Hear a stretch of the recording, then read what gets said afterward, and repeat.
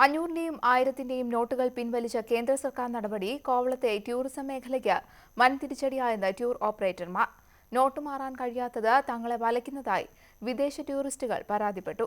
Not പ്രതിസന്ധി തുടരുന്നത് കാരണം ടൂറിസ്റ്റുകൾ കോവളത്തെ ഒഴിവാക്കി ശ്രീലങ്കയിലേക്ക് പോകുന്നതായി ഹോട്ടൽ ഉടമകൾ പറയുന്നു. This is my problem. No possible changing. Yes, I have a problem with this money because I don't exchange. 500-ന്റെയും 1000-ന്റെയും നോട്ടുകൾ പിൻവലിച്ച കേന്ദ്ര സർക്കാർ നടപടി കോവളത്തെ വിദേശ വിനോദസഞ്ചാരികളെ വലയ്ക്കുന്നു എന്നാണ് ഈ റഷ്യൻ യാത്രികരുടെ വാക്കുകൾ സൂചിപ്പിക്കുന്നത്. കോവളത്തെ ടൂറിസം സീസൺ നവംബറിലാണ് ആരംഭിക്കുന്നത്.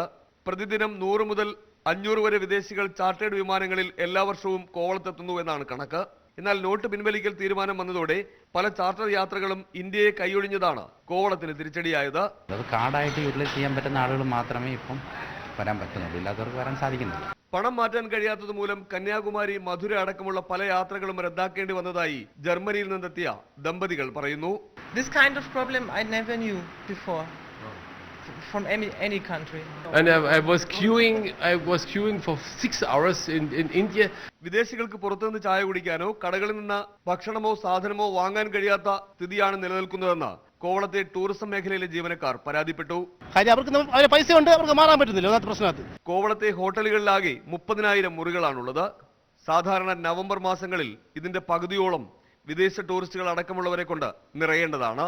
എന്നാൽ നോട്ട് പിൻവലിക്കൽ തീരുമാനം വന്നതോടെ വിദേശികൾ ഇത്തവണ ഇന്ത്യയെ കൈയൊഴിഞ്ഞ് ശ്രീലങ്കയെ തെരഞ്ഞെടുക്കുകയാണെന്ന് ടൂർ ഓപ്പറേറ്റർമാർ ചൂണ്ടിക്കാട്ടുന്നു. നവംബർ മാസങ്ങളിൽ വിനോദസഞ്ചാരികളാൽ സജീവമാകേണ്ട കോവളം തീരം ഇന്ന് വിജനമാണ്. 500-ന്റെയും 1000-ന്റെയും നോട്ടുകൾ പിൻവലിച്ച കേന്ദ്ര സർക്കാർ നടപടി കോവളത്തെ വിനോദസഞ്ചാര മേഖലയെയും ബാധിച്ചിരിക്കുന്നു. ക്യാമറമാൻ പ്രവീൺ നെല്ലിമൂടിനൊപ്പം കോവളത്ത് നിന്നും ബിജു ഗോപിനാഥ്, ന്യൂസ് 18.